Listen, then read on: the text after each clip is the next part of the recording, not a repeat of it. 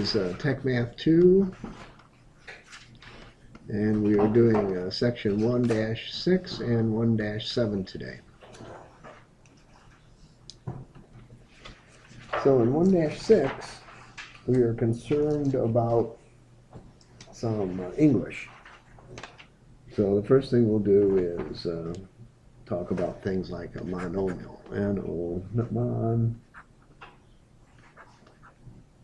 Monomials. And monomials are things that are just one thing. Those are just one thing. And then we have binomials, which means two. And guess how many things we have? Two, right? Two things, x squared, x plus y. We have terms. So anything with when I have a plus sign, I have a term. So here's a term, there's a term. When things are multiplied together, I have factors. X cubed plus y to the 10th. And then we could have trinomials. And they have three things: 4 plus x plus y, x cubed plus y to the 4th plus c cubed. And then I could have anyway, I could put any number of words in front of nomial, and then so I could have an octonomial, and then I could have 8 of them. Okay. And then we're concerned again about order of operation.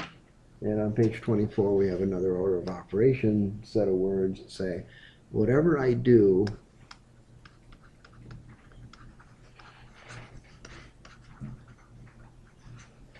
whatever's in the parentheses, I'm going to do first. Then I'm going to do powers second. I'm going to do division and multiplication third, and minus subtraction and addition. That's the last thing I'm going to do in my order of operations. All right, so I'm looking at number 12. Was there a word that... Please excuse my on 7. What? Who? Order of operations. Oh, that's yeah. No, I have no idea what that is.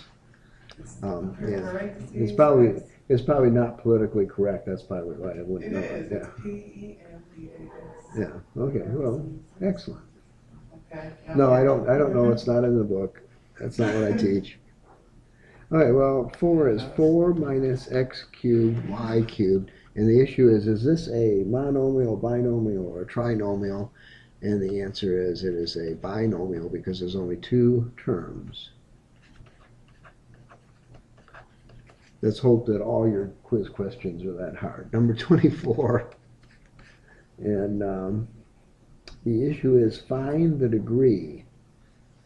Minus 16 x y cubed z to the 4th. Now, I skipped over what the degree was. So anybody have an answer for what the degree of this guy is?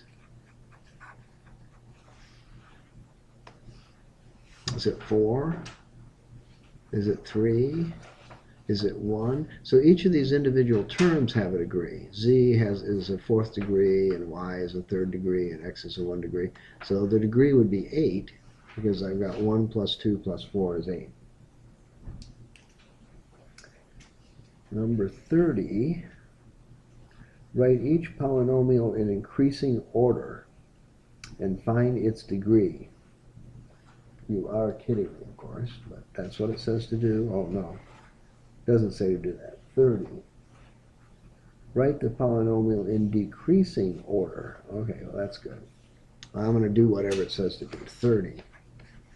So I'm going to go 4z to the 4th minus 6z squared minus 3z plus 4. So I'm in decreasing order. I'm 4th degree, 2nd degree, 1st degree, 0th degree. And my degree of the equation is 4, the highest term, the degree on the highest term. 36. Wait, am I looking at different? Where's the 4z to the 4th? Oh, 4z cubed. I think this is I'm almost 65 and I'm wearing trifocals that should have been replaced last year problem. What do you think? I'm sticking with the answer anyway. All right. Is that better? 36. It's better now because you don't have to look at it. Write each polynomial in increasing order and find its degree. Increasing order. Okay, so we got to get the smallest one first. The next guy up. Next guy up. 1, 2, 3, 4, 5. 1, 2, 3, 4, 5. Looks like I have a degree is 8. That guy there. Number 44, turn the page. Oh, can't turn the page because we don't know what the instructions are. Find the degree of the polynomial. 44.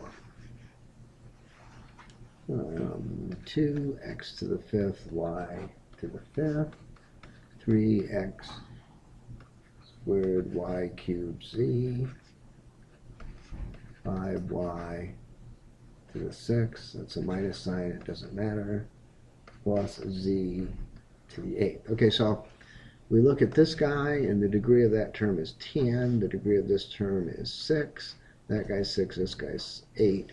So the degree of the polynomial is the highest one, which would be 10. 68.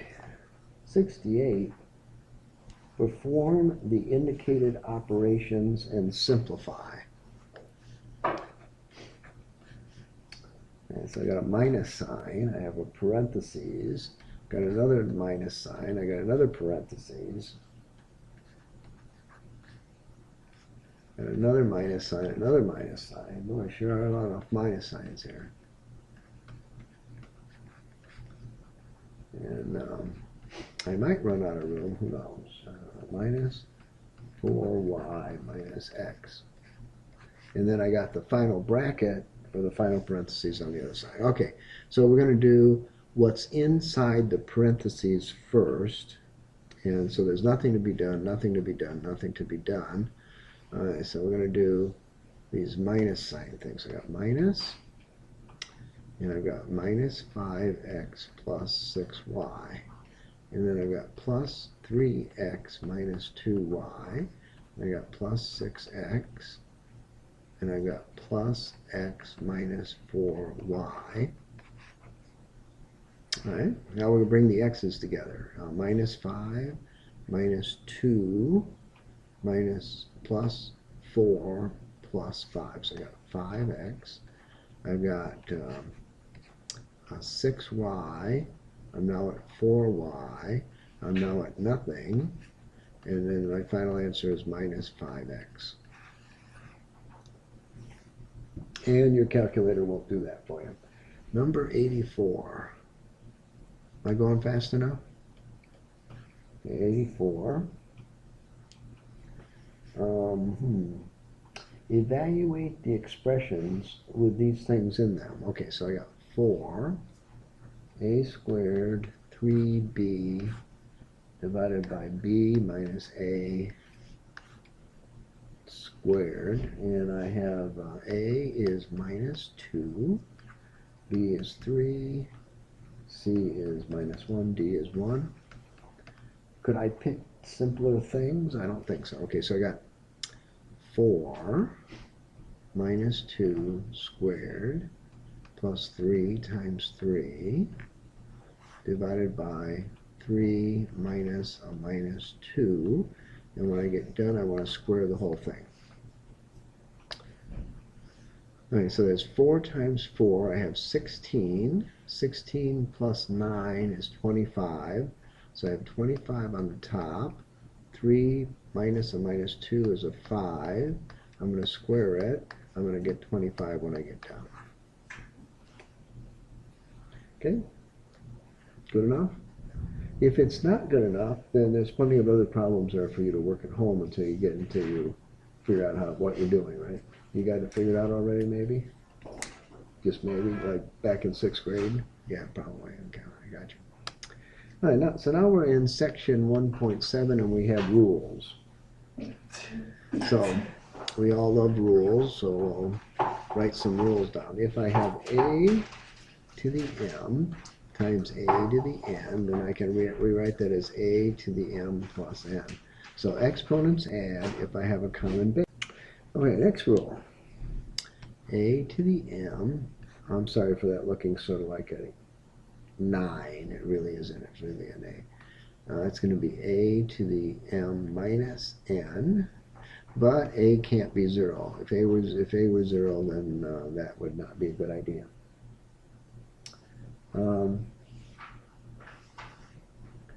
And the next guy looks like the same thing. Okay, so that's not a problem. Next rule, a to the m raised to the n is a to the m times n. And ab to the n, a n b n.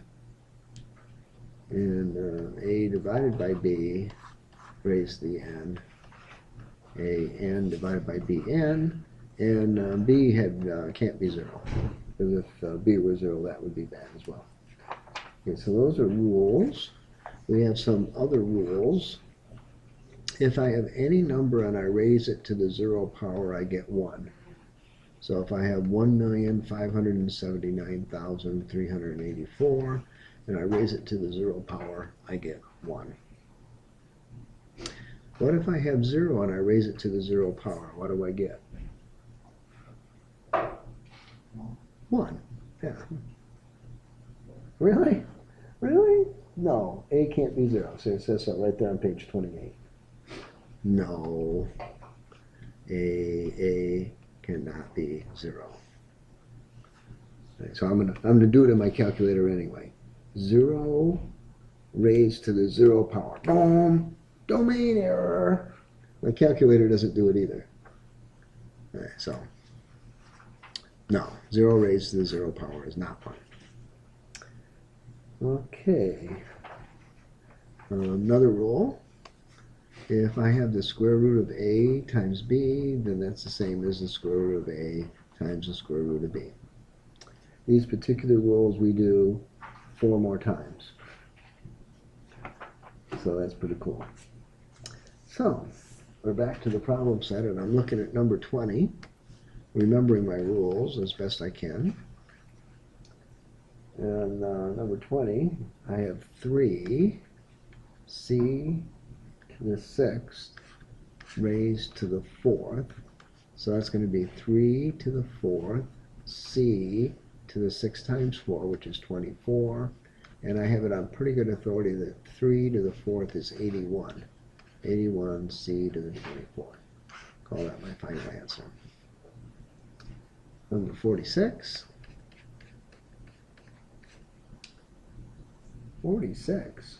All right, so I've got minus 2 3x cubed raised to the 3rd power. So I've got minus 2 cubed, 3 cubed, x cubed, cubed. Minus 2 cubed would be a minus 8. 3 cubed would be a 27. X cubed cubed would be an x to the 9th. And I'd call that my final answer. 76. 76. Really? All the way? No. Or are we doing 70? Let's see. Where's the syllabus? We're doing 70. All right. So the next guy is 70.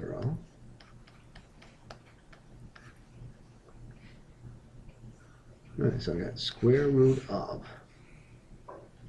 3 to the 4th plus 5 times 2 cubed. All right, well, 3 to the 4th is 81, so it'd be 81 plus 2 cubed is 8. 8 times 5 is 40. So that'd be the square root of 121, which we recognize as 11, do we not? We do recognize that as 11. Okay, so we should know our squared tables.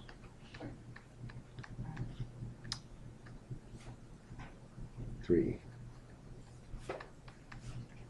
4, 5, 5, 6, 7, 8, 9, 10, 11, 12, 13, 14. Anybody know 14 squared? Alright, so if I know I'm up to 13 squared, then you guys should know I'm up to 13 squared. Not, you have a calculator. 196. 196? Well, it's no fair getting off the calculator. Yeah. 196, and 15 squared is 225, and 16 squared is 256, and 7, I don't know 17 squared. So read it 256. 16, Yes. 16 squared. Oh, lucky guess. Okay. So, if I can go to 13 without any help from my calculator, then you should practice doing that too and know those things and recognize them. And if you can't, that's fine. That's what your calculator is for. Number 84. Oh, you got to be kidding me. And we're rounding off to 2 significant digits. So the issue is, how many significant digits is pi?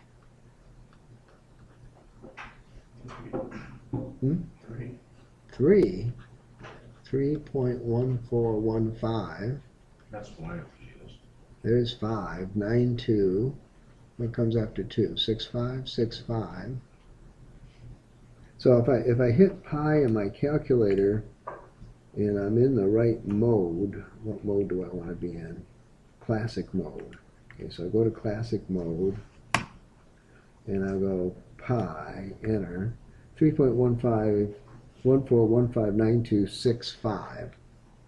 All right, now, how do we remember pi to that many significant digits? Well, how do we remember the 3? Well, the Greeks told us that.